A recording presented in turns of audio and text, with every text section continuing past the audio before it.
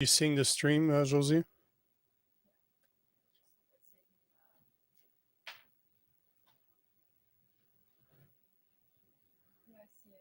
Can you join?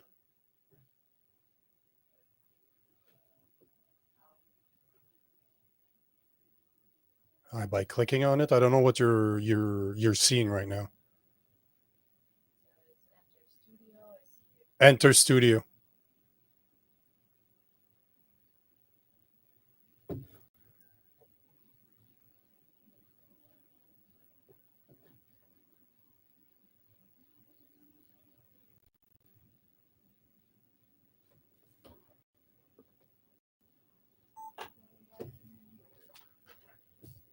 Is that working?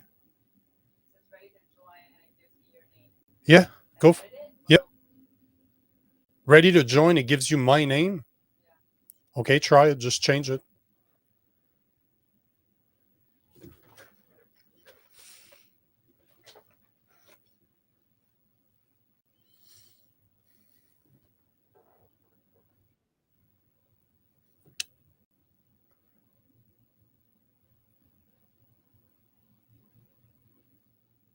Yeah, but this is not how it should be.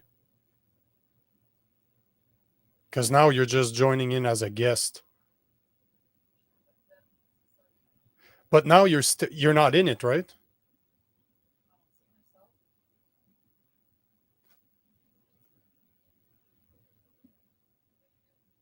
Well, it's just that now I'm trying to add you as someone, but I don't want you to be visible. No, but I don't care about that. Do you have options to play around? Is more what I'm looking for here. So you do have those things. So basically, at the bottom of your screen, you should have a plus sign. Yeah. So you do have options. So at the bottom of the screen, you have a plus sign. If you click on it, it says presentation. So click on presentation, see what happens. Was that? Okay, we'll test it after, whatever. For now, just stay like that. I'll get the show started. So welcome to the Nico Lagan show, the show where we speak about tangible solutions to the societal problems that you care about. I am your host, Nico Lagan. And on today's episode, I want to talk about something that's quite a sensitive subject: school shootings. I know that we all have an opinion on this. I know you do. I know everybody out there has an opinion. And I really find it important that we discuss this because this problem is not going away. This is not a problem that will just disappear by itself. So there is something that we need to do about it. And it's crucial that we speak about it. We tend to stop ourselves from speaking about certain subjects because they're sensitive, they're taboo, they're just something we're not just comfortable speaking about them. Last week or 2 weeks ago, Conor McGregor, the Irish MMA fighter that's probably the most popular MMA guy to ever walk this earth, was saying that, in his opinion, he wants the schools across the United States to have armed guards to protect the schools. This, to him, is the way to tackle school shootings. You know what? I agree with him 1,000%. This is something I've been saying for years, years and years. I am such in agreement that the way to deal with school shootings is by putting people there that are trained, people that know what to do in those situations, that know how to respond to those situations, and stop showing the schools as gun-free zone, as soft targets. The only time school shooters will attack those schools is if they perceive them as being easy targets, soft targets, easy to actually go in there and create the rampage that they're trying to create. And I would go even further than that.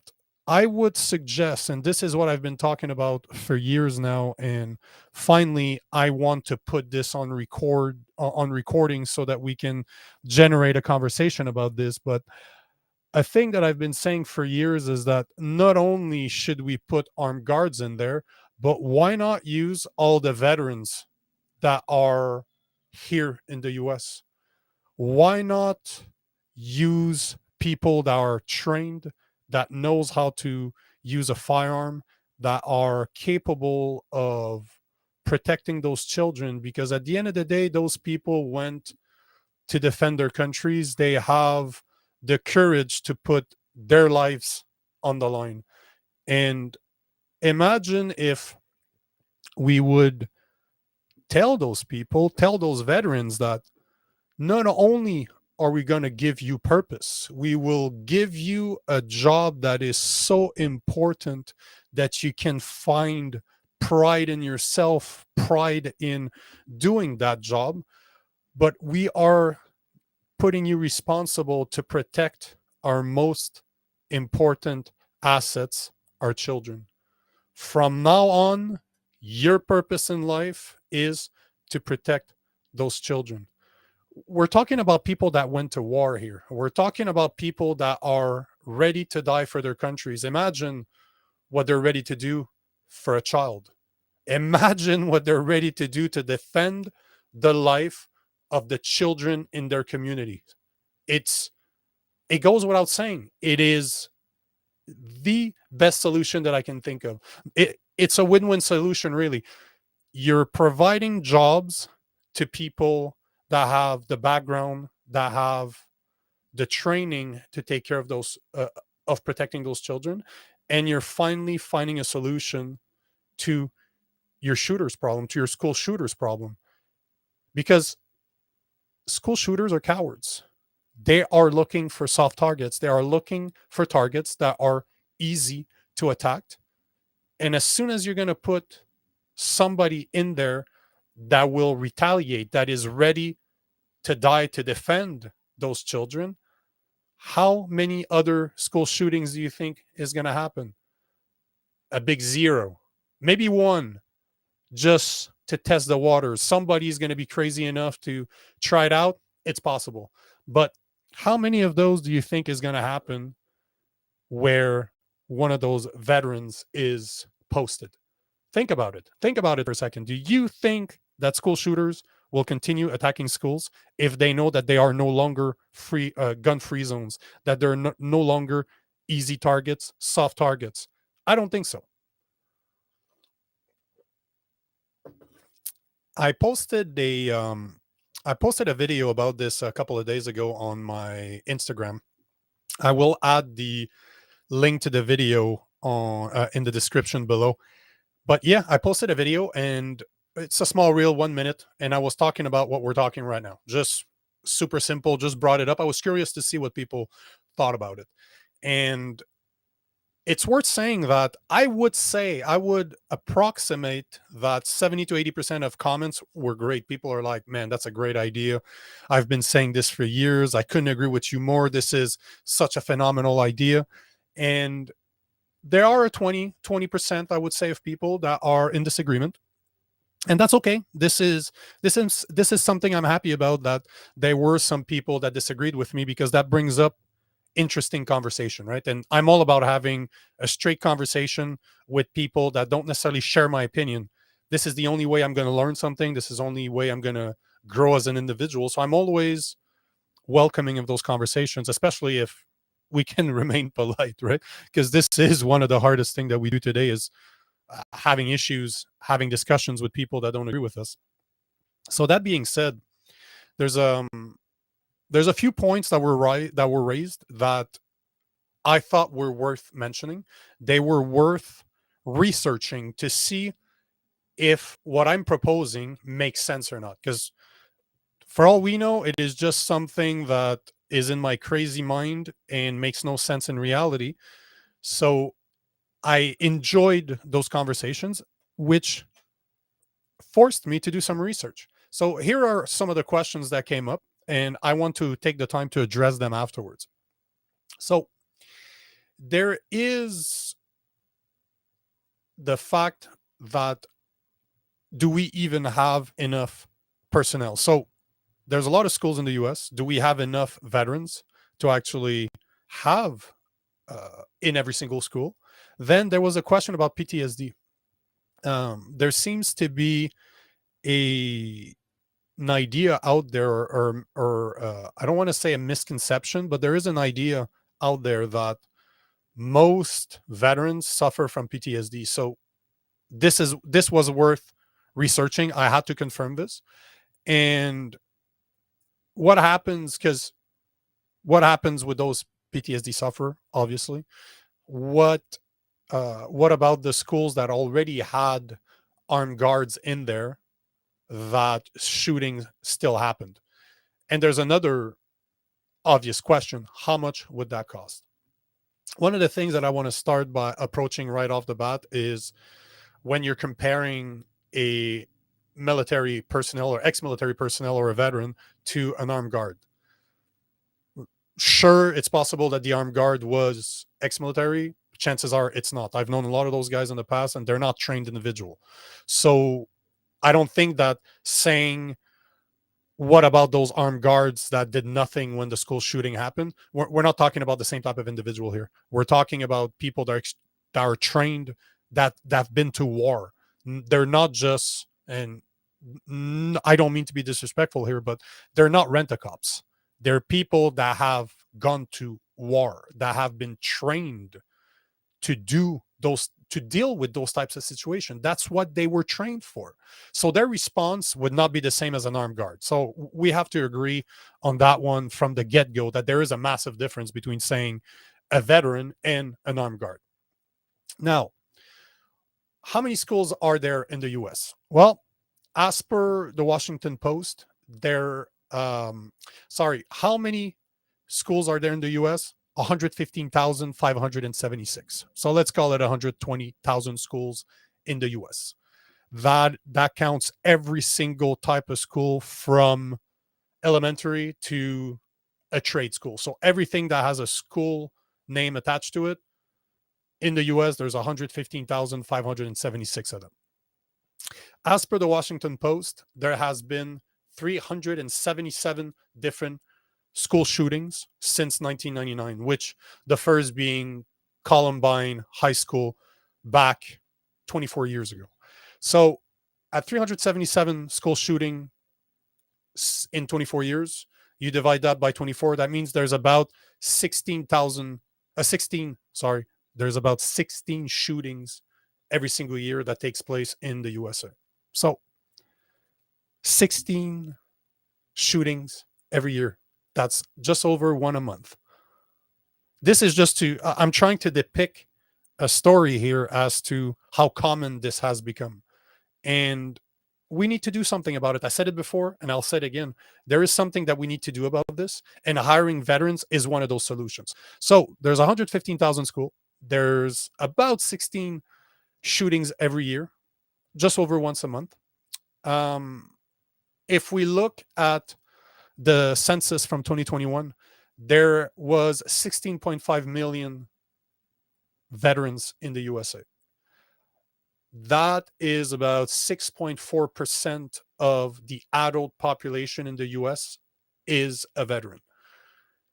I looked at the demographic to know which age would make sense, because as per what I found, something like almost 50% of veterans are above the age of 65 or 64, which to me makes them, I don't want to say that it makes them invalid to work, but they might not be the best of solutions, although I might be mistaken. I've seen some guys in their 60s and their 70s that are in better shape than 20-year-olds. So, but for the sake of argument, let's just use statistics. So 50% of those 16.5 million veterans in the US right now are between the age of 18 and 64. That's more than 8 million. That's 8 million people that would be capable or would be in the right age group with the proper training to do what I'm talking about. So we have way more veterans between the age of 18 and 64 right now in the US. So we have enough veterans to have multiple of them at every single school in the US. So this is kind of showing that the idea is possible, it's feasible. We can actually consider it because there are plenty of veterans out there. Now, one of the questions that came up the most is this: how many of those veterans suffer from PTSD? And this is, to me, the biggest misconception. We tend to assume, and I've seen it over the comments that I received regarding the video I posted last week, that it seems that there's a misconception out there that things that because they're veterans and they've been on active duty, that if you give them a gun, they're going to become themselves the shooter. To me, it's ludicrous, absolutely crazy. I have a lot of friends that are ex-military. I've met so many more in my life, and I personally, in the people that I know, I don't know any of them that have PTSD. Am I saying that they don't have some type of PTSD? No, but they've dealt with it, is what I'm trying to say here. There's, from the people that I know, from the martial artists that I have met over my 21 years of martial arts that were ex-military, I haven't met one that wasn't a functional individual of society, that wasn't a functional member of society. So I had to look at the statistics. I wanted to see how many veterans actually do suffer from PTSD, because it is a fair question. It is a fair thing to wonder about, because again, there is this misconception out there. So as per Veterans Affairs, the US Department of Veteran Affairs, PTSD is slightly more common amongst veterans, 7% compared to the 6% in regular populations. So as per the US Department of Veteran Affairs, there's only 1% difference between veterans and the average population when it comes to PTSD. There's another study that came out that said that of the people that use the VA healthcare, because at 7%, it seems like not all of them use the Veterans Affairs healthcare. So the VA wouldn't probably know about them. But as per one study, they were saying that 23% of veterans suffer from PTSD. That's 23%. That's a lot higher. That's more than 3 times more than what the VA was seeing as per their numbers. That being said, after a report that was posted in 2021 by Veterans Affairs, they found that 10% of males veterans suffered from PTSD, and 19% of them, 19% of the women or the females suffered from PTSD. So as per the VA, it's either 7% of people that don't necessarily use the VA healthcare. As per a 2021 report, the people that use the VA healthcare, 10% of the males veterans were diagnosed with PTSD, while 19% of females were diagnosed with PTSD. Let's agree on something, that no matter the number you want to use, it does seem that veterans are more prone to PTSD compared to the regular population, which it makes sense to me. At the end of the day, they did go through battles. So of course, there is a chance that this will leave a scar. No doubt about it. That right here and now, I think we can all agree on this. That being said, let's say that we do agree that there's 23%. That's the highest number. I given 10%, I given 7%, 10%, 19%, and 23. But let's say, for sake of argument, that the rate of PTSD in veterans is 23%. Let's even go higher. Let's go to a quarter. just to make calculation easier for all of us, 25% of veterans suffer from PTSD. Let's say that's the number. So we had earlier, I was saying that there were just over 8 millions. It's more, it's 8.2 million. But let's say that there's 8 millions veterans between the age of 18 to 64 that are currently in the US.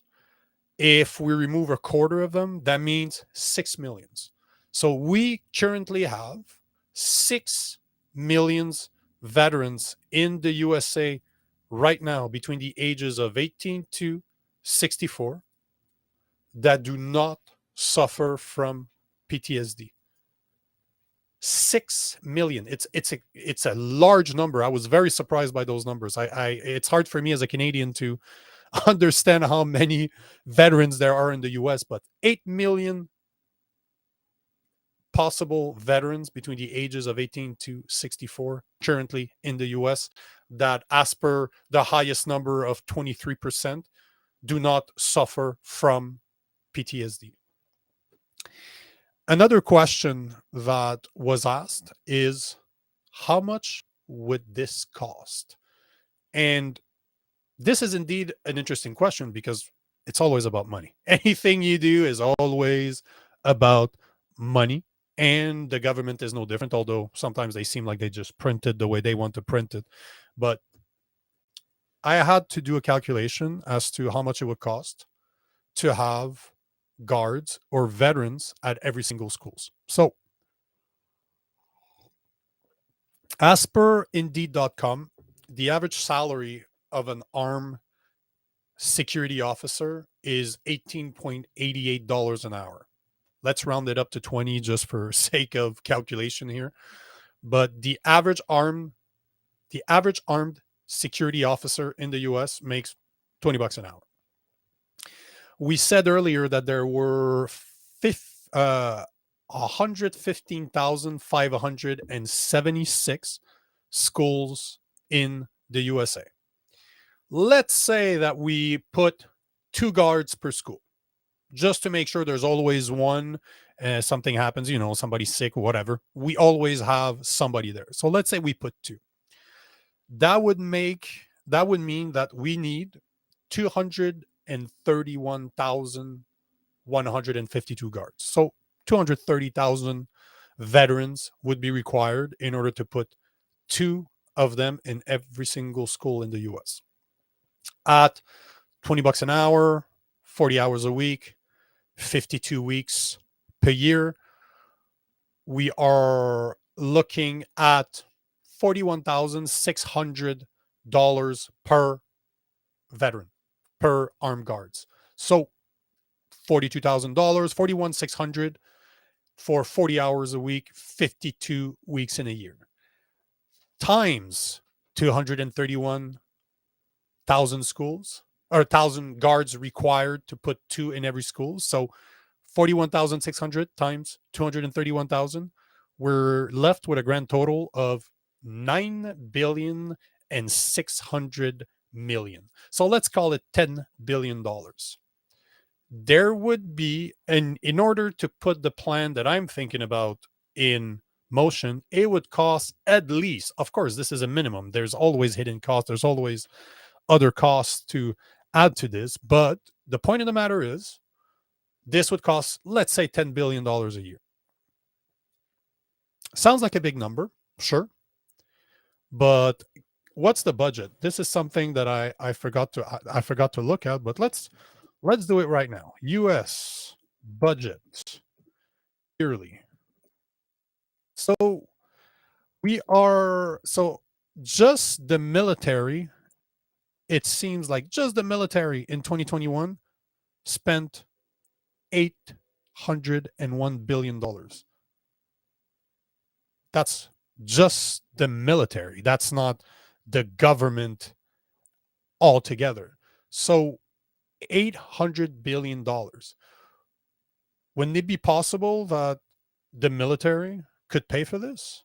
Because I'm not saying they should. I'm not saying it's not a bad idea. All I'm saying is they spent $800 billion in 2021. That was their budget.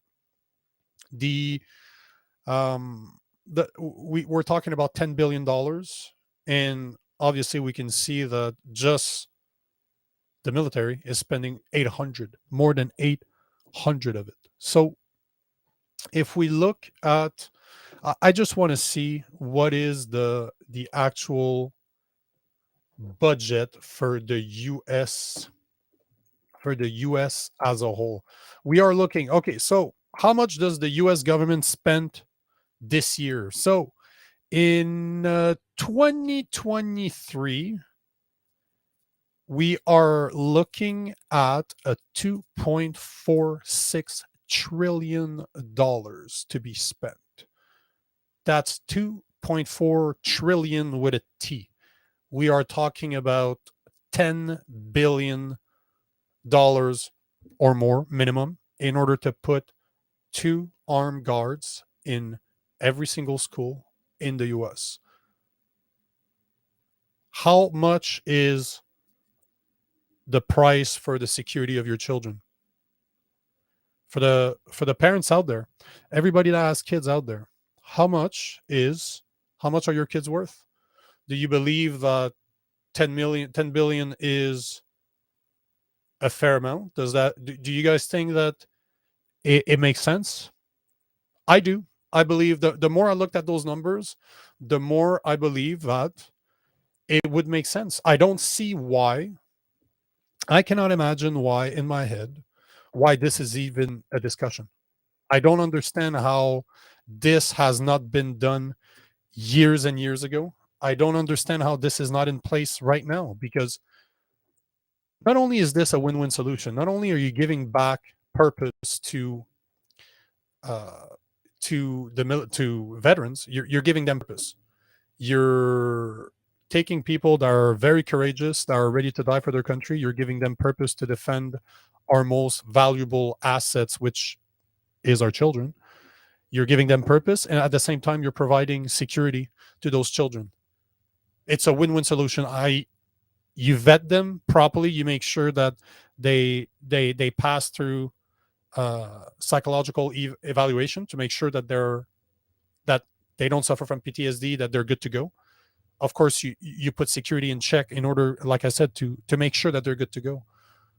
But to me, it's a non-brainer, and it's something that we can do right now. Like the vets exist. I guarantee you that you put you put it out there saying that we will pay you to protect your children, to protect the children of your community. I guarantee you that you will have so many vets that are going to be interested in this, that you will be able to have pools of candidates.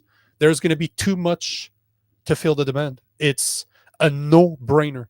So as we're wrapping up here, I want to first thank you for listening to this podcast. I want to thank you to be a listener. I want to thank you for taking the time out of your day to listen to this. But I want to ask you, does this seem far-fetched to you? Does my idea of putting veterans as armed guards in every schools in the US in order to prevent school shootings a far-fetched idea? Do you believe that this is a great idea?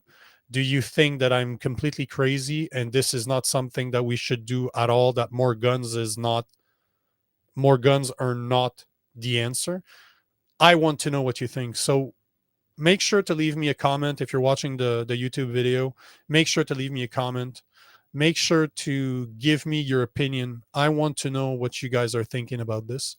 And if you like the type of content that I'm producing, make sure to follow me on Instagram, Facebook, and TikTok at The Real Nico Lagan. I also encourage you to go to my YouTube platform and to subscribe and make sure that you hit that bell so that every time I post a new video, you're aware. So again, I want to thank you for watching. And until next time, have a good day.